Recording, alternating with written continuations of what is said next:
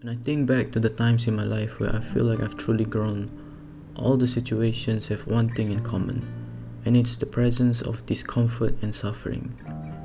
Discomfort is a vital part in an individual's growth because only through discomfort are we forced to think of ways to try and free ourselves from that feeling.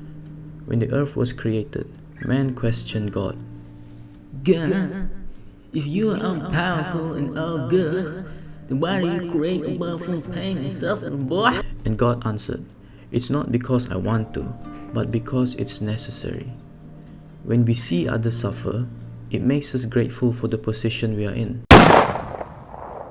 Remember, you was conflicted, misusing your influence.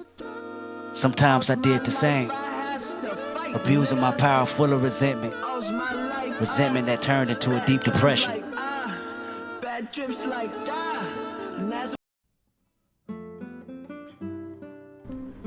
Imagine the ideal world where everyone is living the perfect life. For me, at least, I feel like it would be a world full of ungrateful pricks.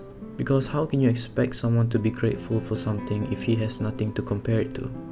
It's like saying, this piece of bread tastes nice, but how can you truly know it's nice if you've never tasted a bad piece of bread before? And if everyone's life is perfect, then perfect won't be enough anymore. This will create a desire for something extra. But how can we increase the quality of something that's already perfect? It never feels good to suffer. And unless you're an edgy 13-year-old saying, "I like the pain, boy, I like the pain. Oh, I am suffer. I am the definition of pain." Unless you're an edgy 13-year-old saying those kind of things, you most likely won't enjoy the pain.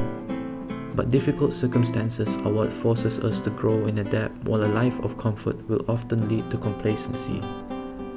I want to try an experiment right now. Close your eyes. No, do it. Close your eyes. Do it. If you were to imagine yourself in a dick-sucking contest, would you learn more from a win or a loss? Most would learn from a loss because losing creates discomfort, and it forces us to analyze on our mistakes and be critical with ourselves. Maybe if you were to suck at a 90-degree angle, it would be more perpendicular, and the Pythagoras theorem will create a more smooth flow of motion. It's common sense. The higher the speed, the lower the velocity. It's science. In most cases, I find myself uncomfortable when given a task I'm not prepared for, like an exam the next day, or a public speech. And the one thing in common all these situations have with one another is the risk of failure. But because of the risk involved, now there's something at stake. It creates a sense of urgency and panic. But this feeling forces me to either step up or fail. And again, unless you're an edgy 13-year-old, no one likes to fail in life. My solution to this problem is to have hope. You can never really eliminate the doubts from your mind, and I don't think you should even make that your goal, because the doubts are what create discomfort. Your goal is to make sure that your hope is greater than your doubt, because as long as your hope for success prevails over your doubt of failure, then you will never lose this game of life. If you watch through this whole thing, can you please leave a like and subscribe? And boy, like and subscribe.